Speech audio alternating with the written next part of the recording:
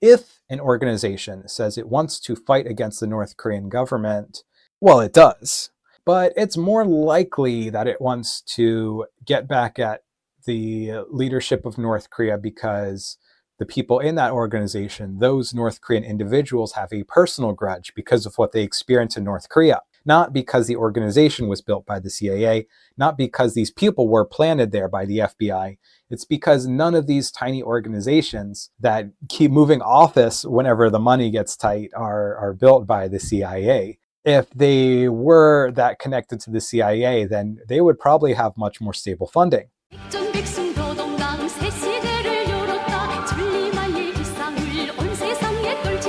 Hi, welcome back to Teo the Peopleist, and welcome back to Hard Talks and Human Rights. I hope you all don't mind as I golf a bit more. It's actually becoming a bit of a relaxation addiction for me, so I might just keep playing it a bit until the next set releases in Arena and I feel like playing Magic again. Anyhow, today's Hard Talk kind of picks up from last week's, where I was talking about how we get our info about North Korea. If you remember, I was saying that our best source of information is North Koreans themselves, what they have to tell us and what they want us to hear. We like hearing what they have to say because, one, they're kind of little people. They don't usually belong to some group or have some kind of power or money. So it's easier for me, at least, to trust someone who doesn't really have big connections. Someone who has nothing but their own story, also has less to lie about, and that helps us get the real North Korea. The other thing is that there's actually quite a lot of them here in South Korea. There's tens of thousands over the years, and a lot of them really want to open up. Patterns are key to finding the truth, so it really helps us to get a lot of different people telling us similar stories. As convenient, some would say, but the truth sometimes is convenient. There's a lot of talks about how researchers like me are just glowies, how we're puppets of American intervention agencies and all that. There's no way for me to change minds that are made up, so I'm not really going to try to. If that's what you want to believe, I don't think I can stop you from believing that, but I'm going to keep being transparent about our processes, who's involved in the processes, why we do what we do, and with what money, and why we believe what we have is the truth. If some minds get changed, that's cool. And if they don't, at least I know I can be real about other people's stories. So that's why it's really important for me to hear from North Koreans, and why it's important to pay attention to what they're saying. I retell these stories in English, but there are a lot more stories being told in the Korean language. You might not be able to see from the outside, but inside South Korea here, there's a lot of arguments about how to deal with North Korean people. And the people in South Korea are really sensitive to what they consider BS. So we want to try to find as much truth as possible, throw out what we're pretty certain is made up, and just shelf things if we can't verify if it's true or not. I really like for people to look at NKDB's yearly white paper. At the front, they have a lot of charts at the front of the book.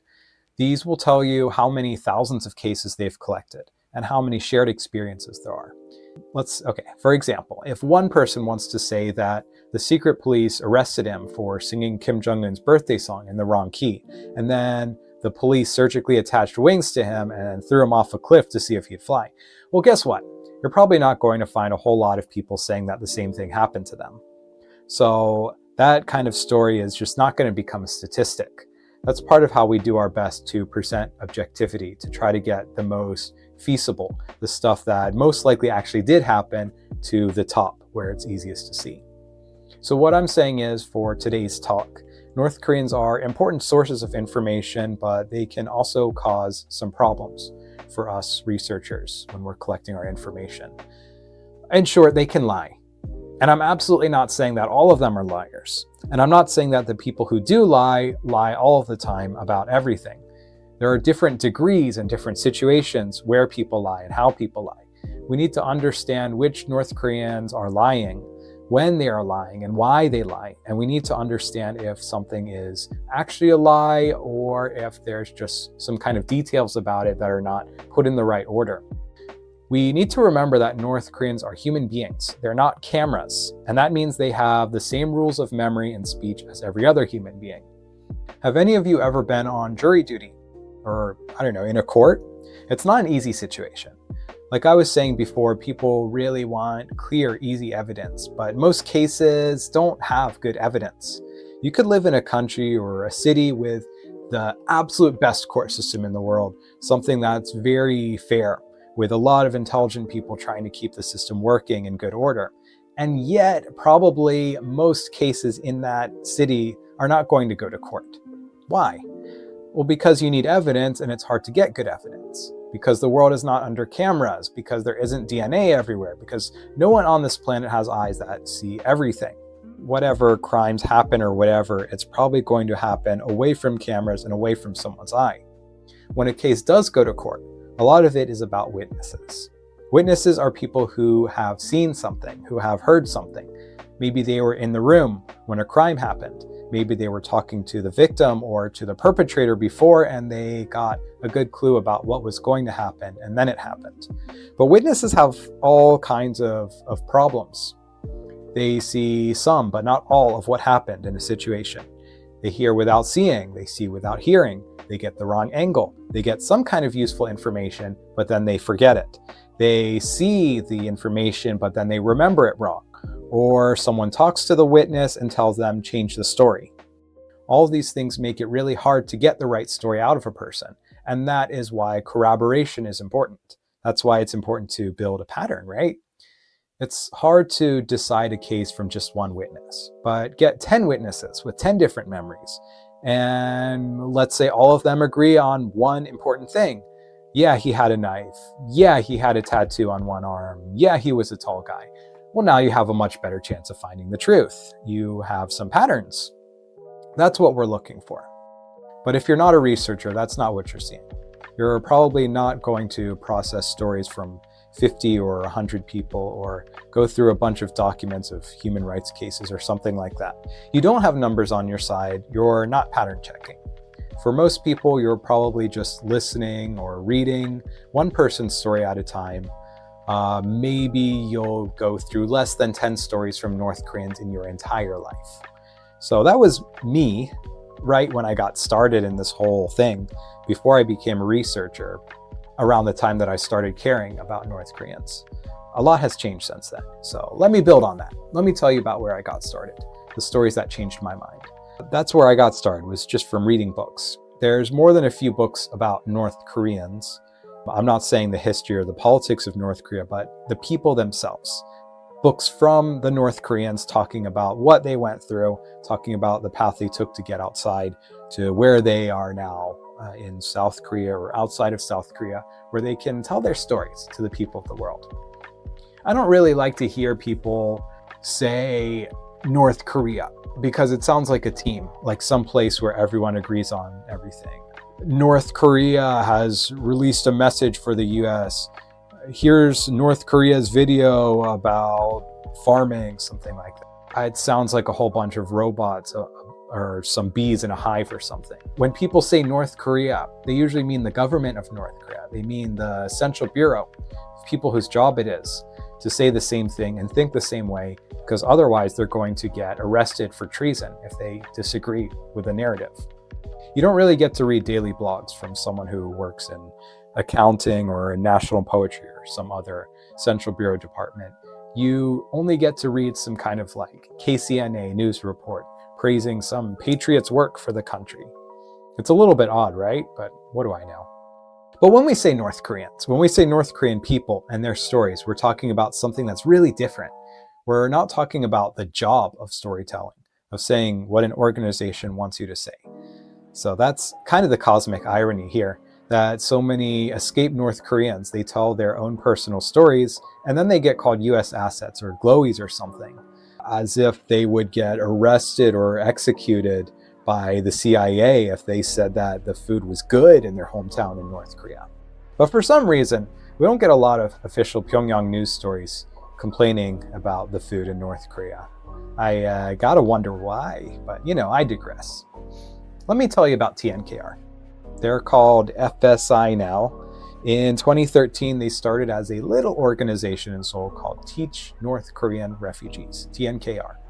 Their co-founder, Casey Lartigue Jr., is an African American, and he brought some of his personal experience into his life in South Korea.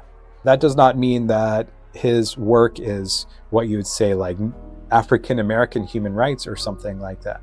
But I think his experience as an African American has made some influences on what he does. Because African Americans historically have an experience of living in the dark side of the US, not just of being a minority cultural group, but also having trouble telling their stories. I think one of the things that terrifies me a whole lot is not just having a bad experience in your life, having some kind of broken system, or having some people having power over you who don't really care about you. But what terrifies me is the idea of not being able to talk.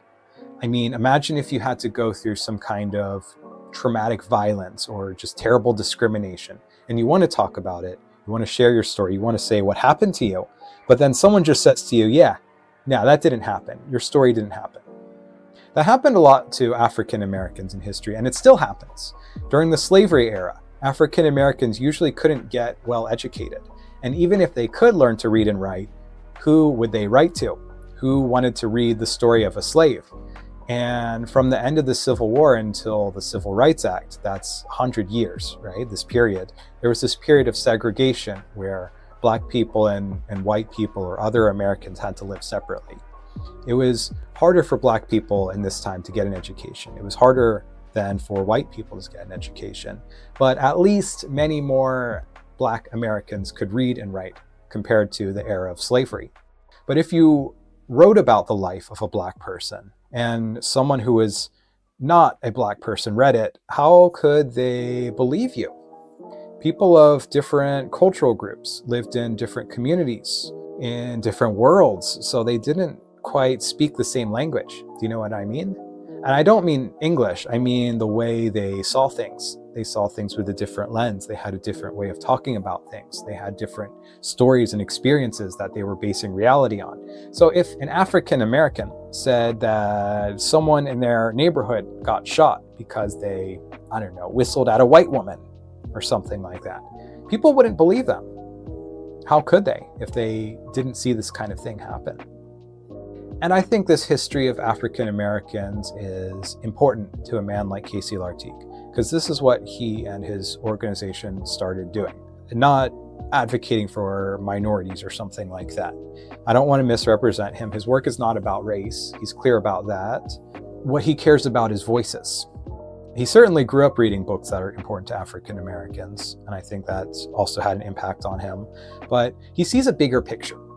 So that's what TNKR is about. It's about shining light on shadows. They started off with something simple. It was just give free English lessons to North Koreans. That was it. But what happened was when North Koreans started learning English, they also started telling their stories to people who speak English but don't speak Korean. And suddenly this door opened. Non-Korean people realized they could actually hear stories from North Koreans. North Koreans realized they didn't have to limit their audiences to 50 million people, the population of South Korea. They could share something with billions of people in the world and let the truth out. So like African Americans who slowly came out of America's darkness to tell stories that the whole country could hear, North Koreans attending TNKR could come out of the shadow of Korea and bring their stories to the light of the whole world. People still think they're CIA assets, but come on. You're going to decide that 100% of them are lying when there's not even a single person coming out of one of these organizations. Is anyone coming out and saying, nah, that's all wrong. North Korea is a great place. The human rights are fine. How many people are saying that? How do you think we know about all the corruption in the CIA and all these USAID programs? Because someone from the inside eventually blew a whistle. That's what happened. But how many people are blowing whistles on these little NGOs in Seoul? Find me some. I want to see them. I am open to being proved wrong. Now today, TNKR is called FSI, Freedom Speakers International, because they do not just give English lessons, they sponsor storytellers. That's why some people think that they're a glowy organization, because helping North Koreans give speeches sounds a whole lot like writing the speeches for them, and it sounds like they're making propaganda. Honestly, if I didn't know anything at all, I might be inclined to agree as well, because I am quite critical of the CIA, FBI, any other three-letter organizations. But you can literally just watch the speeches from FSI speakers. Like half of them are public, they're just on YouTube and stuff. You can go to their speech contests and watch them tell their stories. If you watch them and listen to them, tell me this, how many of them talk about anything that actually sounds like regime change? Some of them, they don't even talk about life in North Korea. Some of them don't talk about life outside of South Korea. They just talk about whatever they personally want to talk about that has happened in their lives. Just go listen to them. Don't take my word for it.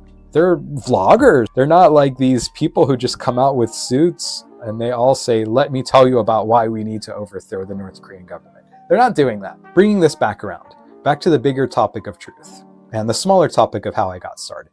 We cannot talk about international North Korean speakers without mentioning the Park Yeon-mi. Yes, that Park Yeon-mi, the one who went on Joe Rogan, the one who wrote a conservative book about cultural wars in the US with an opening by Jordan Peterson, who has a doctorate in psychology, but not in political studies. She's a very contentious individual right now to people who are concerned with human rights, but she was much more of a hero a decade ago. And I think she should be looked at critically. I think we shouldn't be afraid to question her and her story, but I still praise her and I still think she should be praised for what she's been through and how open she's been about it, how much she has exposed the world to what goes on in North Korea. She wrote her memoir, In Order to Live, that's the name, which was the first book that I read about the lives of North Koreans. And one of the reasons why I mentioned FSI is because she got a big start at TNKR back when it was TNKR. She spent a lot of time working with Casey Lartigue. She learned English at TNKR. Their relationship was really important, very helpful for her to become a speaker and a published author and to eventually migrate to the US. It's important to know, to talk about how honest their relationship was, that Pak went to TNKR to learn and that TNKR's interest was in helping her advocate for herself. It's important to know that TNKR did not try to help her fight against the North Korean government. They did not have that agenda. When people criticize North Korean speakers, they fail to recognize that they have individual stories as human beings that they want to share. These critics like to focus instead on their relationships to these organizations that help them share the stories. And then they blame those organizations for giving them fake stories.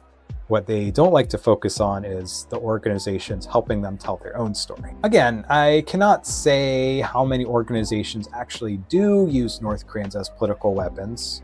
I cannot say 0% of them manipulate stories. I don't have perfect knowledge. I don't know everything. I'm not a god. I'll get into that a little bit later, but from my experience, there's not really a reason to look at a small organization's goals and just imagine, extrapolate that regime changes in there. If an organization says it wants to fight against the North Korean government, well, it does. But it's more likely that it wants to get back at the leadership of North Korea because the people in that organization, those North Korean individuals, have a personal grudge because of what they experienced in North Korea. Not because the organization was built by the CIA, not because these people were planted there by the FBI.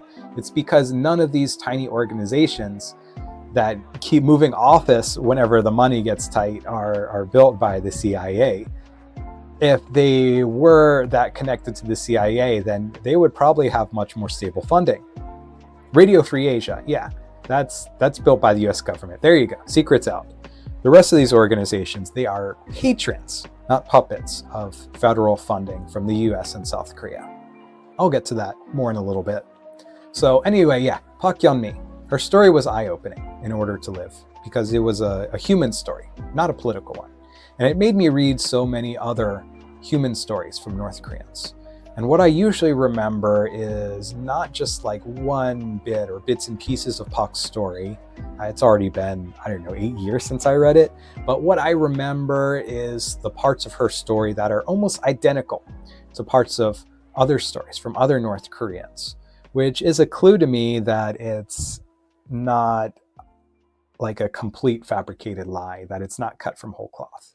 But Pak is not fully truthful. We know this now. I don't mean there's like a long-going conspiracy theory that's just gotten a lot of traction. I mean that she herself has admitted to lying after being called out. There was a really detailed article on The Diplomat that went through and called out every time they saw her lying. And this was written back in 2014, which is around the time that she wrote her book. Some of it was just nonsense, like they complained that she had to cross mountains to escape North Korea, even though Haesan is right next to the river that goes to China. That is true. You don't have to cross the mountains to get to the river, but as soon as you cross the river and get across the Chinese border, you're basically in the mountains anyway. You can check that on Google Maps. There's nothing on the Chinese side of the river except like a farm or two, and then it's just all mountains all the way inland. So it's just nitpicking. But also, a lot of it was detailed and some of it was really well researched. They pointed out where her story had changed a lot over time, depending on who was asking her. They brought in quotes from Andrei Lonkov, who's the leading expert on North Korea, and he actually studied in North Korea. He had trouble believing her story about executions for watching foreign movies. And I don't know if that's true now, but in the 90s and 2000s, maybe not. Maybe you didn't get executed for watching James Bond one time. After Diplomat posted the story, Park Yeon-mi contacted the Diplomat and she apologized for giving out some wrong stories. Now, let's also be clear here. What the Diplomat did to catch Park's lies was to find inconsistencies in her story. They found out where her story changed, and they tried to find good examples that might explain why she changed it in that way. One of the arguments in the article was that she was around other North Koreans in South Korea, and these people were telling very sad, depressing stories, and she wanted her stories to have that level of touch, that she wanted to be more authentically North Korean with more suffering or something like that. And that's possible, that she wanted to have something to sell, a story for people to really cling on to. But don't misunderstand, because that doesn't mean she is an asset or something. It doesn't mean that she had a great life in North Korea. It doesn't mean that other people's stories are also lies if she's a liar. It just means that she's having a little bit of like an identity crisis, that she doesn't have the exact same story as everyone else. But one of the big problems pointed out by the Diplomat wasn't that she and other North Koreans created totally false stories, but rather that her details, they didn't match the details of other North Koreans. So maybe she is lying, but the other North Koreans are not lying. And I don't just mean when she was on a talk show around other North Koreans and everyone was telling stories. That was, 13, 14 years ago. I mean the stories that those North Koreans were giving, the escape accounts that were given to Hanawan and other organizations, the accounts that Dr. Lonkov analyzed. Those stories, they corroborate each other in a way. The consensus is still there, that North Koreans all suffered all kinds of human rights violations, and they had poor standards of living in the 90s and 2000s leading up to when Park escaped. Those are the kinds of stories that are being looked at by the same people who are criticizing Park Yeon-mi's story. So let me be very clear here. Let me repeat myself very clearly here. When we say Park Yeon-mi is lying, we are not saying North Koreans are lying. We are saying her experience of suffering does not match up with other people's experiences of suffering. Some things don't quite check out when we compare it with other stories. The people who say that her story is unlikely or doubtful, those people are experts who are reporting on other stories of North Korean human rights violations. They're not people who are saying human rights violations don't exist. If you trust the word of people like Lonkov when they say question Park Yeon-mi because she may be lying, then you should also trust these experts when they say North Koreans have been through hell. Otherwise, you're not actually using their expert findings as evidence. You're just looking to confirm your belief that North Koreans are lying about North Korea. Another speaker I read was Shin Dong-hyuk. I mentioned him a while ago. He wrote about his experiences in a political camp. His book is called Escape from Camp 14. As far as we know, from satellite mapping and witness testimonies, Camp 14 is a real prison in North Korea, and Shin really did escape from North Korea. The problem is that his story about Camp 14 specifically probably is not 100% true. And I say probably. This word does a lot of lifting here. The story is he wrote in his book mentioning his dead father. Then some years later, 2015, Pyongyang released a video showing his father alive, telling him to come to his senses and come back to North Korea. And after that happened, Shin started to say, okay, yeah, this, and that, these parts of my story were lies. Sorry. This is actually a really big puzzle. It might sound simple. It's not simple. The first question is, was Shin's father dead or alive when Shin wrote the story? If he was dead, then the video could just be a propaganda video made with an impersonator.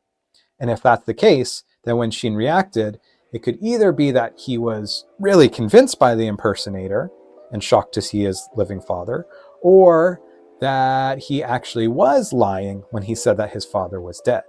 Oh, yeah, that's my father. Whoops. Or he knew that it was just an impersonator, but he was still shaken because he felt directly targeted by the North Korean government, and that really scared him. So this means that we don't actually know exactly which part of his story was true. Maybe he was telling the truth, and then he lied about lying because he's afraid of the North Korean government. When they showed him his father, he was terrified. So he lied about lying to make the North Korean government happy. Or maybe he was originally lying and then he had to come clean. Maybe he was afraid the North Korean government was taking his father hostage, so he had to change his story. Or maybe he was afraid that they knew too much about him and would send a spy to South Korea to assassinate him if he kept on, so he changed his story. But what happened is that he changed details in his story, like the time and place. Was he really in Camp 14 or was he in Camp 18? Was he tortured as a kid or as a young adult? Was he born in the camp or was he moved there with his family later? He said that, these details were changed. Since this is just a single person telling his own personal story, it's hard to say, it's impossible.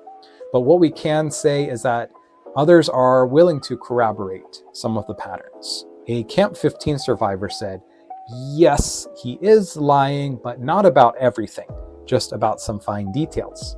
It's still bad, but it's not as bad as you think. There's one more North Korean that I don't know as much about. Lee Sunok.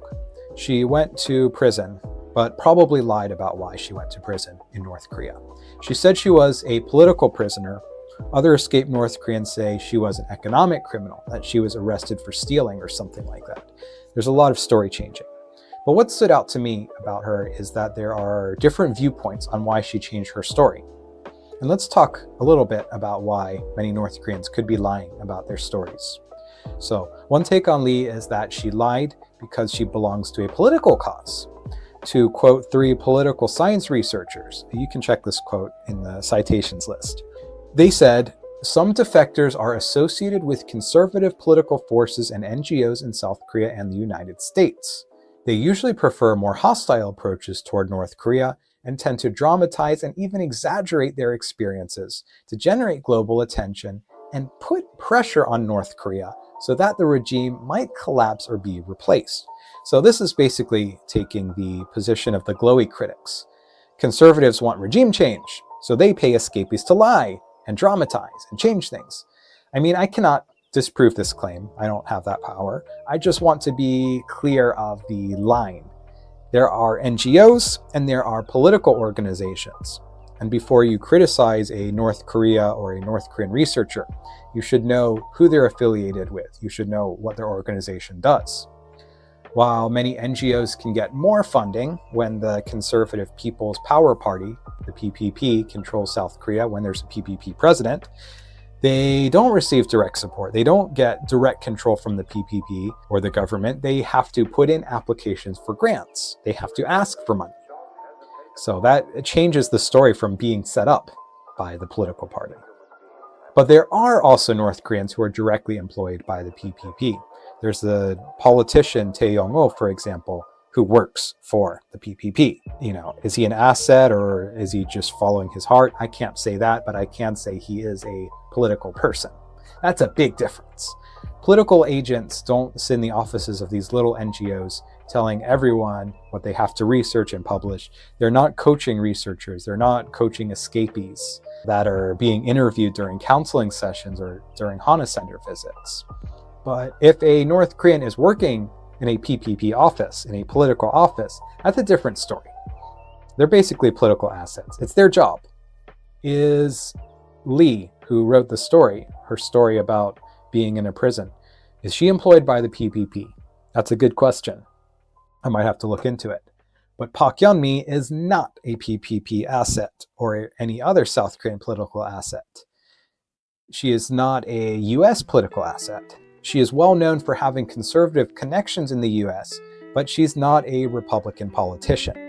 So if we assume she is not an asset, and if we assume she's not involved with a political party, the next question would be, why would she lie about her story? So the second big reason why a North Korean speaker could lie is just business. A good story sells. And Park Yeon-mi is obviously doing well in the business of storytelling. Did she have to lie? Maybe not. But it's worked well. She's sold a lot of books and she gets a lot of speaking deals. Whether you're in Hollywood or Pyongyang, there's money to be made in insincerity. And even if you want to tell the truth, and only the truth, there could be some kind of social pressure to really jazz it up for sale, especially if other people around you have more dramatic stories. That's my personal theory for Park Yeon-mi, that she felt pressured into making her story bigger. You can pick your own theory. And there's one more explanation. I talked about 2 ways people lie professionally, but a third reason is just the flaws of human beings, coming back around to my introduction. Some people just remember things badly. Some people are telling their stories in English, they're answering interview questions in English, so they slip up because it's just not their native language. They're asked a question, so you said you ate rats, is that right? Yeah, I ate rats, yeah. Others tell insincere stories because that's what they were raised to do in North Korean culture. They were raised to tell stories that people would want to hear so that they could stay safe. Maybe they've lied to teachers and authorities or something like that. And there's also kind of a thing that a perfectly truthful story is not necessarily valued in North Korea, whereas in the US and South Korea, it's very, very important for your story to be very, very true. Park goes into it a bit in her memoir. I recommend reading about her take on the psychology of lying for survival, that it really kind of explains how things work differently when it comes to telling the truth in North Korea. And also, some people lie because they need to hide information that could hurt them or could hurt their families. If a North Korean living in South Korea reveals too much, then maybe the North Korean authorities could go after their family back home. So to wrap it up, what we see is that there are a lot of reasons why a North Korean might give the wrong information. It could be an accident, and it could be business. Some people really want these stories that they're telling to be 100% real, either because the stories are very convincing or because the readers, the listeners hate North Korea, hate the North Korean government, are angry about North Korean human rights issues, or because someone told them to hate North Korea, or just it confirms the pattern that they've seen before. And, we have cognitive bias, right? Or it confirms whatever feelings they have, whatever stories they've had about other countries in the second world, like, breadlines in Cuba and Russia and China, things like that. I myself, for some time, had much stronger feelings against Pyongyang and its government than I do now. Things have changed, but the simple fact is that people have cognitive bias. And some people, on the other hand, really want these stories to be false. They want all of these North Korean speakers to be lying because they like North Korea, or because they really distrust the US government, or they distrust conservative politics in South Korea, and so on. I am absolutely not a fan of the US's interventions in other countries. I'm really disgusted with what the US has done with Cuba, Venezuela, Iraq, and Iran. I'm even bothered with how the US has dealt with North Korea. Yet I still believe in North Korean witnesses. It's a separate issue. I believe in them even if some of them sometimes lie, and even if some of them are telling huge lies. The reason for that is I don't think my view is that limited. My advantage on this is exposure, which many other people don't have, especially people who criticize North Korean speakers. A lot of them don't listen to North Korean speakers' stories that much. My recommendation is that if you want to take a stance on this issue, if you want to say all North Korean speakers are lying or no North Korean speakers are lying. If you want to take this kind of stance, you should first increase your exposure. Read memoirs, watch speeches, and meet and talk to some North Koreans. If you have that kind of experience, then you're going to develop a much better sense for the truth. So, get to people.